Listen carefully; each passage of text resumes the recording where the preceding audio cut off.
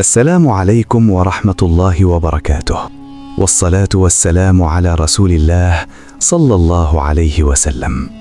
في قصر قديم تفوح منه رائحة التاريخ، كان السلطان صخر يجلس وحيدا يصارع مرضه، ولم يكن يعلم أن دماءه التي تجري في عروق أبنائه قد تحولت إلى سم قاتل. اجتمع الأبناء الثلاثة أرشد وجسور وتمار في ركن مظلم يتهامسون بكلمات الغدر. لقد طال عمره والبيت العظيم يجب أن يكون لنا الآن وهو على قيد الحياة. باع أرشد قصر أبيه للغريب نمرود مقابل أكياس من الذهب المحرم. وقعوا العقد والشرار يتطاير من عيني المشتري الغامض. في منتصف الليل استيقظ السلطان صخر على صوت غريب، شعر ببرودة تجتاح الغرفة وكأن جدران القصر لم تعد تعرفه. عند الفجر وقف نمرود أمام البوابة الكبرى وأمر الحارس شداد بفتح الأبواب، معلنا أن القصر صار ملكا له بعهد موثق. خرج السلطان مذهولا ليسأل ابنه عما يحدث، فجاءه رد أرشد كالصاعقة: لقد بعنا الجدران التي لم تعد تكفي جشعنا يا أبي، ارحل بسلام. لم تكتفي تمار وزوجة أخيها ببيع القصر، بل راحتا تنهبان الكنوز القديمة، والضحكات الخبيثة تملأ المكان الذي شهد عز والدهم. بكى الخادم العجوز مؤنس وهو يرى تاريخا كاملا يهدم في لحظة. شعر بأن الأرض تهتز تحت قدميه غضبا من هذا الجحود. خرج السلطان صخر من بيته منكسرا، ولكنه نظر إلى السماء وقال بمرارة: لقد بعتم بيتكم قبل بيتي، فانتظروا ما سيصنعه بكم الغرباء. بمجرد خروج الأب تحولت جدران القصر إلى سجن من الضباب، وتغيرت ملامح المكان ليجد الأبناء أنفسهم فجأة غرباء في عالم لم يعهدوه. حاول الأبناء الخروج للحاق بوالدهم وتوبيخهم، لكنهم صدموا حين وجدوا مخرج القصر قد اختفى، وتحولت الأبواب العظيمة إلى جدران صخرية صماء لا منفذ لها. من أعلى الدرج ظهر نمرود وضحكته المرعبة تزلزل أركان المكان. صرخ فيهم: لقد اشتريت الدار وما فيها، وأنتم الآن مجرد خدم في ملكية الجديدة. اندفع جسور بسكينه نحو نمرود ليقتله، لكن الأرض انشقت تحت قدميه وتحولت إلى طين أسود لزج ابتلع حركته وجعله عاجزا عن التقدم خطوة واحدة. نظرت تمار إلى حليها التي سرقتها فصرخت رعبا حين رأت الذهب يتحول إلى حديد صدئ وأفاع صغيرة تلتف حول معصميها لتذيقها طعم الغدر. بينما كان الأب يسير في الضباب خارج حدود قصره، بدأت الأشجار تتشكل في عينه كأشداح تهمس له بأسرار لم يكن ليعرفها لولا خيانة أبنائه. فجأة ظهر العراف الضرير من بين العدم، وبصوت يشبه حفيف الشجر قال: يا صخر، البيت لم يباع بالذهب بل بيع بالدم، والعودة تحتاج لثمن أغلى. في داخل القصر نظرت ليليت في مرآتها لتتجمل، ففزعت حين رأت انعكاسها قد صارت خادمة بلا وجه ترتدي ثيابها وتكنس بقايا أحلامها الضائعة. فتح أرشد أكياس الذهب ليتأكد من ثروته، فإذا بها تتحول إلى جمر أسود يحرق أصابعه، فصرح من الألم ومن ضياع الثمن الذي باع لأجله أباه. أمر نمرود الحارس شداد بتقييد الإخوة ووضعهم في قفص حديدي وسط القاعة ليصبحوا فرجة لكل من يزور هذا القصر الملعون منذ تلك اللحظة. ركع السلطان صخر أمام العراف طالبا استرداد كرامته، فوضع العراف يده على رأسه وقال: ستعود ملكا، ولكن حين تفهم أن البيت ليس جدرانا بل قلوبا لم تعرف الغدر. بدأ الانتقام، حيث أجبر نمرود الابن الأكبر أرشد على جثو ركبتيه وتنظيف أرضية القصر التي كان يظن أنه ملكها تحت نظرات الاحتقار والسخرية. أما جسور القوي فقد صار عبدا يساق بالسياط، يجبر على حمل صخور القصر الثقيلة لإعادة بنائها بأمر من الحارس شداد الذي لا يرحم. تمارا التي كانت تأنف من لمس التراب أصبحت اليوم خادمة في مطابخ القصر المظلمة، تحمل بقايا الطعام الفاسد بيديها التي كانت تزينها الجواهر.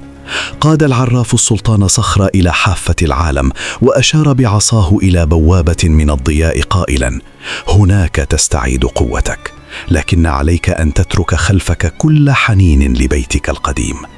دخل القاضي هياج القصر متواطئا مع نمرود ليثبت حقوق البيع الباطلة. ضحكاتهما كانت تعوي في الردهات مثل ذئاب تنهش جثة التاريخ. انقلب السحر على الساحر، وبدأ الأبناء وزوجاتهم يتصارعون فيما بينهم داخل الأقبية المظلمة، يتبادلون الاتهامات والضرب بعد أن ضاع حلم الثراء.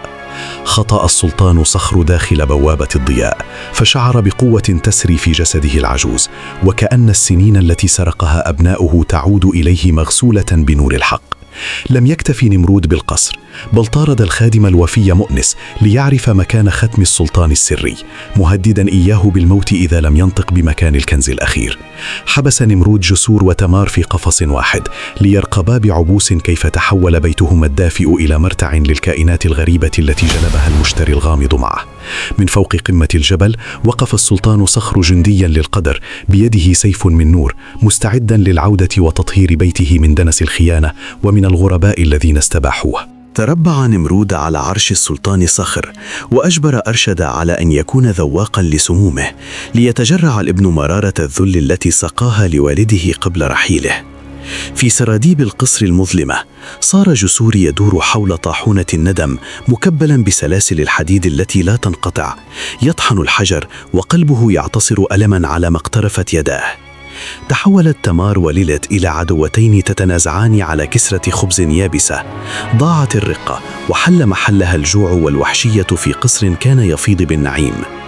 عبر السلطان صخر وادي الذكريات، حيث رأى في كل مرآة وجوه أبنائه حين كانوا صغارا، يتساءل بمرارة: متى زرع الشيطان في قلوبكم كل هذا السواد؟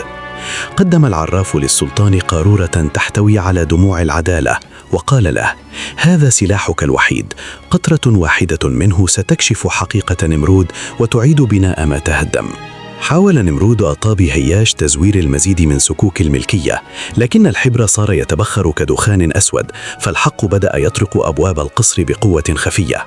بأمانة الخالم الوفي اقترب مؤنس من أرشد المنكسر ليهمس له: النجاة ليست في الذهب، بل في كلمة حق تقال لوالدكم إذا عاد يوما. وصل السلطان إلى أبواب بيته، فوجدها محاصرة بأشواك سوداء تنبض بالحقد، وكأن القصر يدافع عن الغزاة الذين سكنوا في أحشائه. حين استشعر نمرود اقتراب السلطان صب غضبه على جسور، فبدأ يحوله إلى تمثال من الحجر البارد ليكون عبرة لكل من يحاول العصيان. بلمسة من قارورة العدالة انفكحت الأبواب وانفجر النور في أرجاء المكان، معلنا بداية النهاية لكل طاغية توهم أن البيت قد صار ملكه. اقتحم السلطان صخر القاعة الكبرى كالإعصار ليجد نمرود بانتظاره، وعيناه الصفراوان تلمعان بتحد شيطاني، وكأن القصر قد صار ساحة لمعركة بين الحق والباطل. ارتمى أرشد تحت قدمي والده باكيا، يرجو الصفح بعد أن ذاق طعم الذل، لكن السلطان نظر إليه بقلب مثقل، فالحطام الذي تسببوا فيه كان أكبر من مجرد دموع. في لحظة جبن أمسك نمرود بتمار وجعلها درعا بشريا يحتمي به من غضب السلطان، لتدرك الابنة أخيرا أن الغريب الذي باعت له دارها لا يعرف معنى للوفاء. كان جسور يصارع التحول الحجري الذي يغزو جسده، محاولا بآخر ما يملك من قوة أن يشير لوالده إلى ممر سري قد يقلب موازين المعركة. لم يتردد السلطان، فألقى بقارورة العدالة لتتكسر في أعلى القصر، لينهمر مطر من الضياء الذهبي يغسل الجدران من دنس الخيانة ويطهر كل ركن مسكون. عندما لامس المطر الذهبي جسد نمرود بدأ قناعه البشري بالذوبان، لتظهر حقيقته كشيطان من الظلال تغذى على طمع الأبناء وجحودهم. فر القاضي هياج والحارس شداد رعبا حين بدأت أرضية القصر تنشق لتكشف عن هاوية سحيقة تبتلع كل من ساهم في تزوير الحق وبيع الأمانة. ببركة الضياء عاد جسور إلى هيئته البشرية، حيث ذاب الحجر عن جسده بفضل دعوات والده، ليعود ابنا نادما يدرك أن قوة العضلات لا تحمي من غضب السماء. راقبت ليلت وتمار بذهول كيف بدأت الجدران تعود للونها الذهبي، وكيف انقشع الضباب الأسود في معجزة أعادت للقصر هيبته الضائعة. سحق السلطان بقايا الظلام تحت قدميه، ومع أول شعاع للشمس أعلن القصر تمرده النهائي على الغرباء، ليعود حصنا لمن بناه بعرقه وصدقه. بعد انقشاع الغبار وقف السلطان صخر كالجبل الأشم، بينما جثى أبناؤه الثلاثة أمام كبريائه منكسري الرؤوس، يدركون أن الأرض لا تبلع الحق مهما طال الظلم. مد أرشد يده بصندوق حديدي صدئ كان قد أخفاه في جدران القصر، وبصوت مخنوق قال: يا أبي، هذا ما تبقى من أمانتك، لقد غوانا الذهب فأضعنا الجوهر. فتح السلطان الصندوق ليجد تاجا قديما من خشب الزيتون والفضة، كان قد ورثه عن أجداده، رمزا للعدل لا للملك، فتنهد تنهيدة هزت أركان القاعة. بدأ جسور رحلة تكفيره عن الذنب بمساعدة الخادم الوفي مؤنس، مدركا أن القوة الحقيقية تكمن في حماية الضعفاء، لا في التكبر عليهم وبيع تاريخهم. نظرت تمار وليلت إلى حديقة القصر الميتة، فرأتا الزهور تتفتح من جديد تحت أقدامهما، وكأن الطبيعة تغفر لهما بشروق شمس الصدق في قلوبهما. وعند عتبة القصر بدأ العراف الضرير يتلاشى كالدخان بعد أن أدى مهمته، تاركا وراءه همسا يقول: لقد استعدتم البيت، فاحذروا أن تبيعوا الأرواح مرة أخرى. سار السلطان في ممرات أجداده، يشعر بنظراتهم الفخورة تلاحقه، فقد استعاد كرامة العائلة التي كادت أن تضيع في سوق النخاسة والطمع. اجتمع الأبناء على مائدة واحدة بسيطة، يتقاسمون الخبز والملح، بعد أن أدركوا أن لقمة واحدة بالحق خير من كنوز الأرض المغموسة بالخيانة. وقف السلطان على الشرفة يراقب المطر وهو يغسل جدران القصر وشوارع المدينة، وكأن السماء قررت أن تشارك في تطهير العالم من دنس الأيام السوداء. أما نمرود فقد صار ذكرى حبيسة في قارورة من زجاج، درسا لكل من يحاول شراء ما لا يباع، وتحذيرا لكل خائن يظن أن الغرباء سيحفظون له عهدا. لم يكن عقاب السلطان صخر لأبنائه بالجلد أو السجن، بل جعل أرشد الذي كان يطمح للعرش خادما يطهر ساحات القصر من غبار الأيام التي لوثها بغدره. أما جسور فقد وضع قوته التي استخدمها يوما للترهيب في خدمة بناء ما تهدم، يعمل جنبا إلى جنب مع الحراس لترميم جدران البيت الذي باعه للأغراب. تمارا وليلت اللتان كانتا تتباريان في لبس الحرير انحنيتا اليوم لرتق الثياب الممزقة، وأدركتا أن الندم وخزاته أشد ألما من وخز الإبر في أصابعهما المتعبة.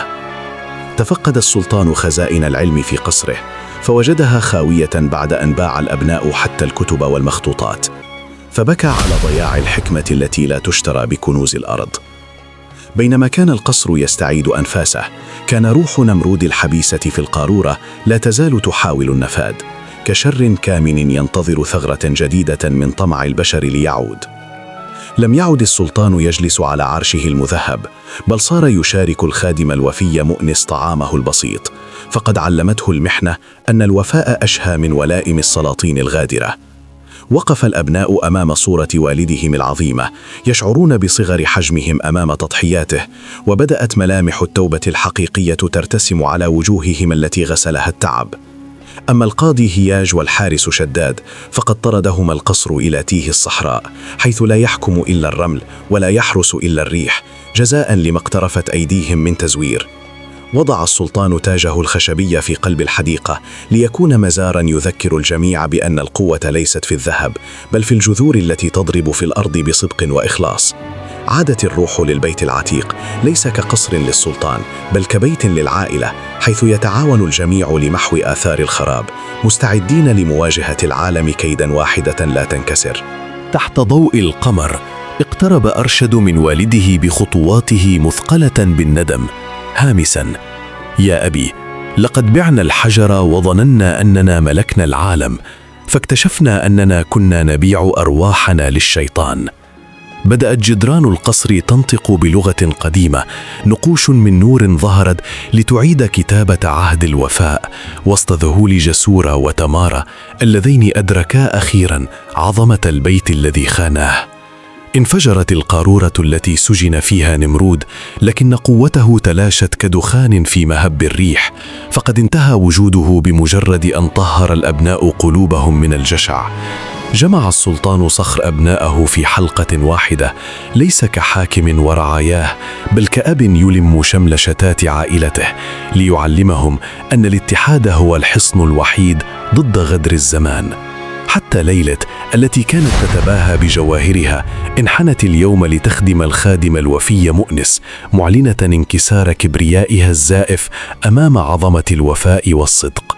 فتح السلطان سراً دفيناً تحت أرضية القصر، مبيناً لإبنائه أن جذور البيت ضاربة في أعماق الأرض، وأن من يبيع السقف يقتل الجذور التي تحميه. بأيديهم التي تلطخت بالذهب المحرم يوماً بدأ الأبناء بإصلاح ما دمروه، يبنون نافذة جديدة ليروا منها مستقبلاً لا مكان فيه للغدر أو الجحود. أشرقت الشمس أخيراً على قصر السلطان صخر، شمس لا تغيب، لتعلن نهاية ليل الجحود الطويل وبداية فجر جديد يحميه الأبناء قبل الآباء. وهكذا استعاد السلطان بيته، ليس بالقوة وحدها بل بالدرس القاسي الذي تعلمه أبناؤه، أن البيوت التي تبنى بالحب والوفاء لا يمكن لأي ذهب في العالم أن يشتريها. أغمض السلطان عينيه مطمئنا، فقد علم أن رسالته قد وصلت، وأن جحود الأبناء قد مات، ليولد مكانه وفاء يحرس الجدران والقلوب إلى الأبد. وبكده يا جماعة تكون القصة بتاعت النهاردة انتهت، وشكرا لكم على حسن المتابعة للنهاية، ويا ريت تكتبوا لي تعليق وتعملوا شير للفيديو ده، ويا ريت تعملوا لايك، واستنوني ان شاء الله في القصة القادمة.